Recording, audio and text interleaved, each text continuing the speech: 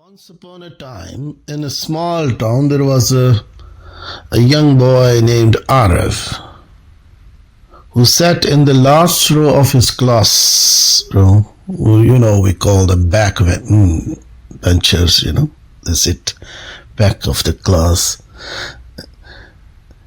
He wasn't the loudest. He was a quite shy boy, not even smartest, nor the most confident.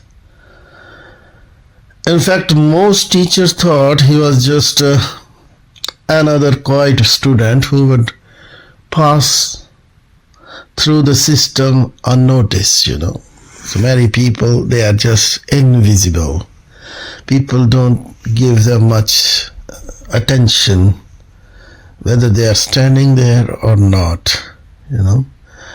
But inside him was a burning question that never left his mind.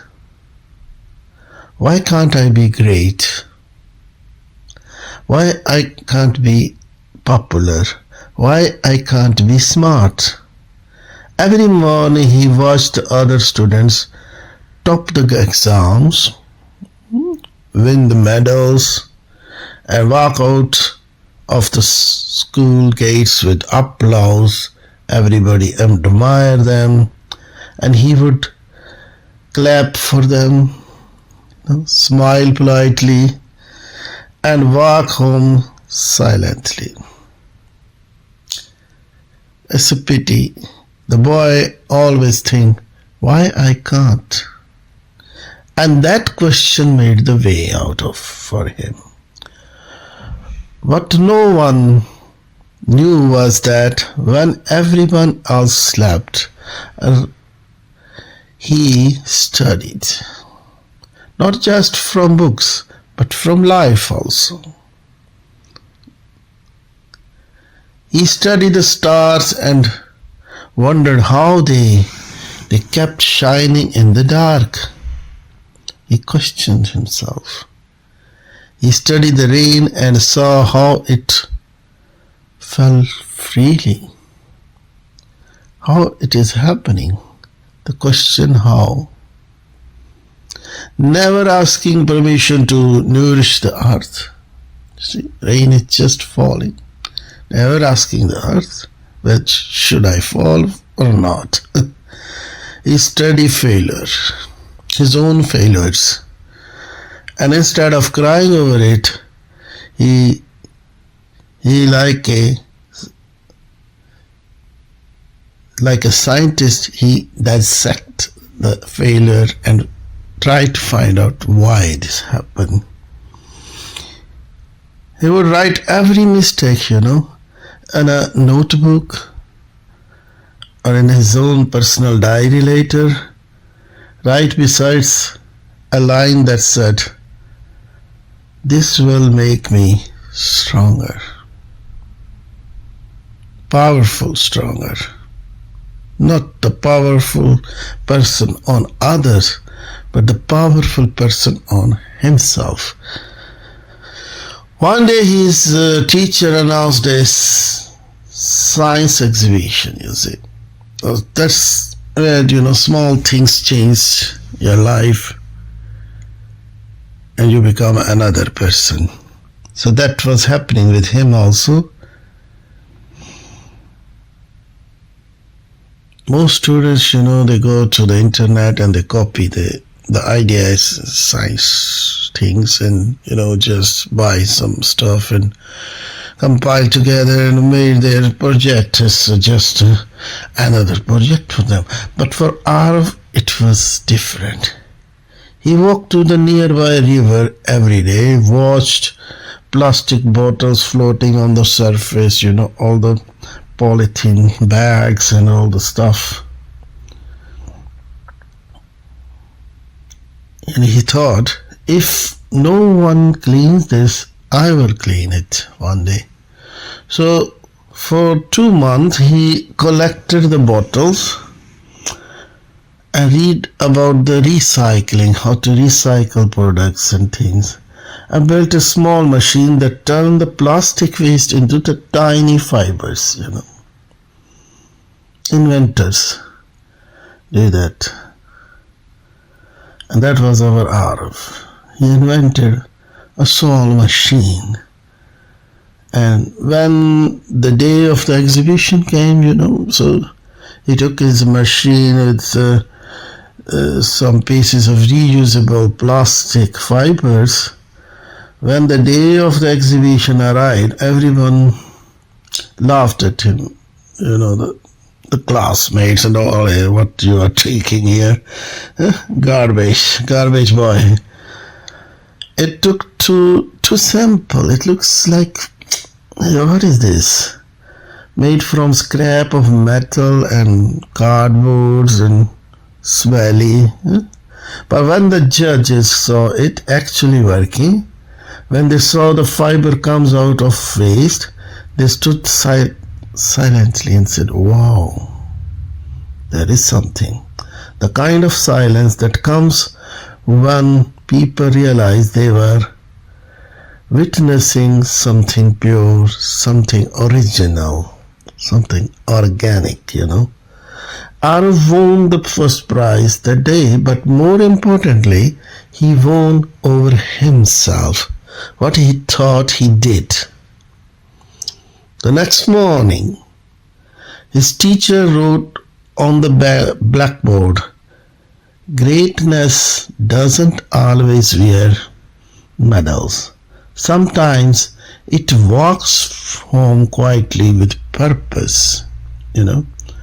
From that day, students started noticing Arif. He was not invisible anymore. Many asked questions and look forward that he will give some answer about that, about their life, about other extracurricular activities they are busy with. And Arif was always there to answer them with his wisdom. They asked him not because he was perfect, but because he never stopped trying.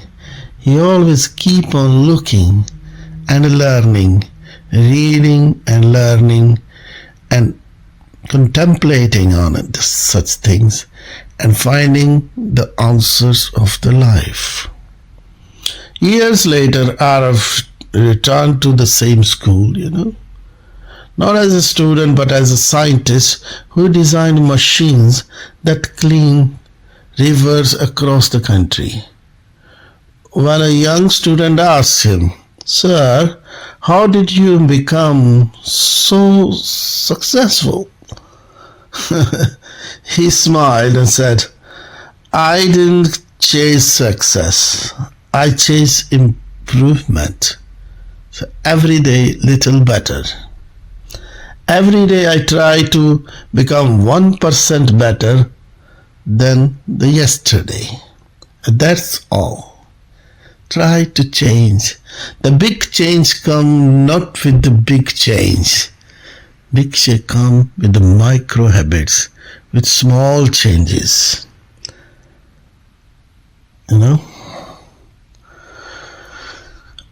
And that, dear student, our Arif was one of the successful men in the field what he was doing.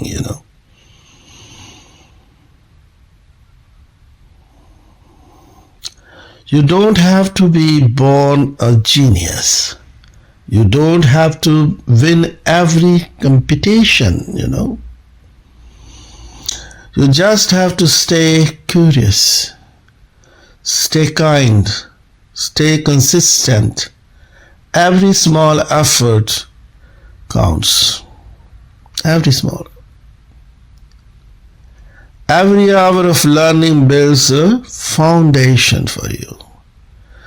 Today, if I am learning alphabets, tomorrow I will learn how to make compound sentences. So then, after a few years, maybe I will be able to write some book because I have learned the alphabets one day. So every moment of doubt can become a spark of determination that can change your life. Any moment you can flip. Every day we are walking in this life, an endless journey. There are always crossroads where you have to choose: go back, go further, go left or right, go up or down, or choose other directions. So next time you think you are not enough, remember that the stars you look up to are made of same atoms as you. So this whole universe, if there is some great things happening, but it's not different from you. Whatever you have inside your body, in your mind, in your consciousness, the same elements are everywhere. Our son have the same. Our classmates have the same. Einstein was having the same. Even your dog have the same. So it depends on you how and where you use your consciousness to make it more productive, more usable for the society and for yourself. You just have to burn a little longer, shine a little brighter, and never give up. You should not give up, because one day the world will need your light. So keep on trying, keep on learning, and keep on burning like a lamp of the lighthouse to give the directions to the shippers and ships of this world. Thank you very much.